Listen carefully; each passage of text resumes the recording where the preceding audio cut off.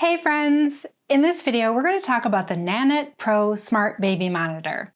The Nanit Pro can do a lot of things, but it is also very expensive. So in this video, I'm going to talk about whether it's worth the price and whether it lives up to the hype. The Nanit Pro comes in a lot of different packages. I got the one with the flex stand because it's the least expensive, but there are packages that include wall mounts or floor stands. There are packages that come with the Nanit Sound and Light, which I did review in other videos and would not be my top pick for a light and sound machine.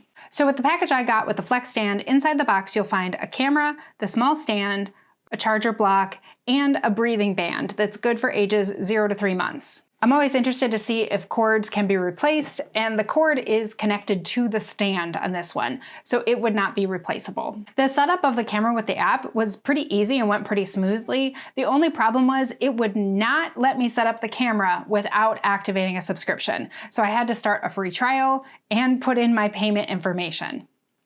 Which reminds me, I need to cancel that. There are 3 levels to the Nanit subscription, and they vary in how much history gets recorded and even how many caregivers you can share it with. Most people would probably go with the middle plan, which is $120 a year. If you don't have a subscription, you can still use the monitor. You basically just don't get any recordings of the past, but you still can use features like the breathing monitoring. So let's take a look at the app. As you can see, the picture is really nice. This room is quite dark, and you can see how it is a very clear picture. You can see every little detail. And down here you have lots of options. You can take a picture and that gets saved. You can talk to the baby by pressing this. You can turn on the night light by pressing here, and you can set it for a timer to be on for a short amount of time. I do really like that the night light shines out the back of the monitor and it can make a really nice light on the ceiling. You can turn on nature sounds with this. The nature sounds on the Nanit monitor are pretty good. They're not the best out there. They're not quite as good as the Hatch. And by pressing this, you can start a breathing monitoring session. Now, the baby does need to be wearing the special breathing wear for them to be able to see it. And this is a baby doll that has breathing motion. This is not a real baby. So let's take a look at what happens when the baby stops breathing.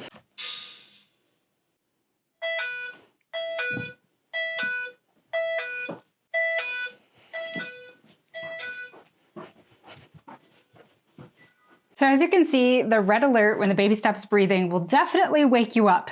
It sounds on both the camera and on your phone very loudly.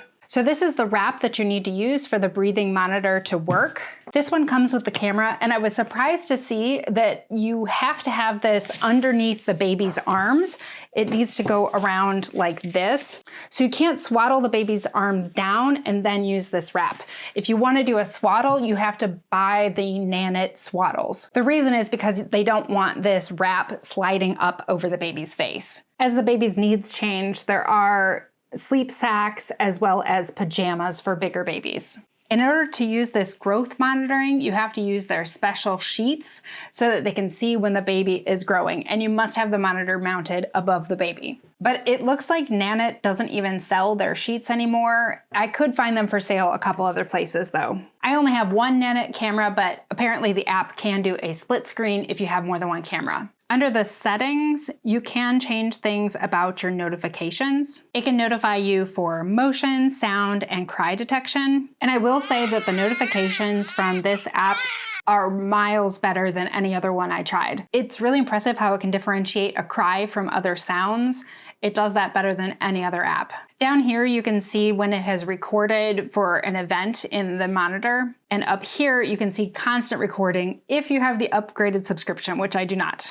One thing I really like is you can click right here and you can minimize the app, and you can use your phone while still keeping an eye on the baby. This app does track temperature and humidity, and I found that it was very accurate on both. One notification I wish this had is a notification that the monitor is disconnected.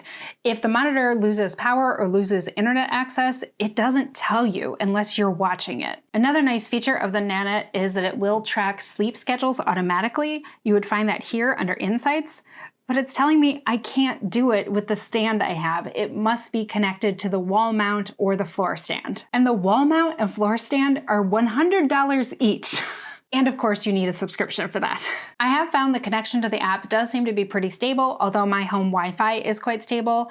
And I did like that the camera can connect directly to the phone if the internet connection is down. So it can use the Wi-Fi within the home without the outside internet and still stay connected. So if you lose power, it's not going to stay connected, but if you lose internet, it can. And you can click here to add somebody as a team member on this camera. And how many people you can add is dependent on your subscription level. And because this camera only works with phones and tablets, if you're going to have a babysitter or grandma come by, you're probably going to want to use an extra device around your house to let them watch the camera. So you might want to use an old phone or an old tablet. That is one of the downsides to an app-only camera. As you can see, the view on this app is really nice, but the camera cannot move like a lot of other baby monitors. So the view that you have, that's it. Unless you want to go in and physically move the monitor, you can't change your view, which this could become a problem as the baby grows and becomes a toddler who wants to climb out of bed and hide in the corners of the room. One big downside to the Nanit monitor is I really don't like how it looks in the dark. When you're in the dark room, you can see 4 red lights on the monitor that helps it see in the dark, but you can see them, and that's not true on most monitors. If you turn off night vision, it will turn those lights off, but then it also makes the view in the dark almost completely black. And I did read stories online about babies staring at those red lights, and honestly, it's kind of creepy to me too.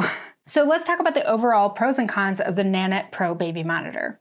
The pros are, it does what it does really, really well. It has a beautiful picture. The notifications are more accurate than any other monitor I've tried.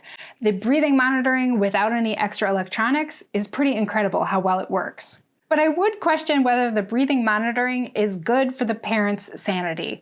I cannot imagine how scared I would be if I had a false alarm with that red alert. So some of the negatives of it are, it does require Wi-Fi, so using it for travel would not be very practical. Having to set it up with Wi-Fi in a hotel room would be difficult.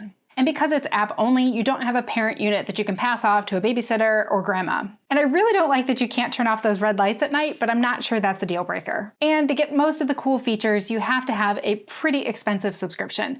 And to use the breathing monitoring, you have to have their special clothes. And to use the growth monitoring, you have to have their special crib sheets. And to do the sleep monitoring, you have to use their special stand or wall mount. The cost of all of it is pretty extraordinary if you add it all up. So I'm kind of torn about whether to recommend it or not. It does what it does really well, but the cost of it is kind of absurd. If you want to try out the Nanit Pro monitor for yourself, please use my affiliate links down below. If you do buy something through those links, I will earn a commission. But if you're not sure if the Nanit Pro baby monitor is the right one for you, check out how it stacks up against its competition in my video about the best smart baby monitors out there. It'll help you decide which is the right one for your family. I'll leave the link to that video right here. Watch that one next.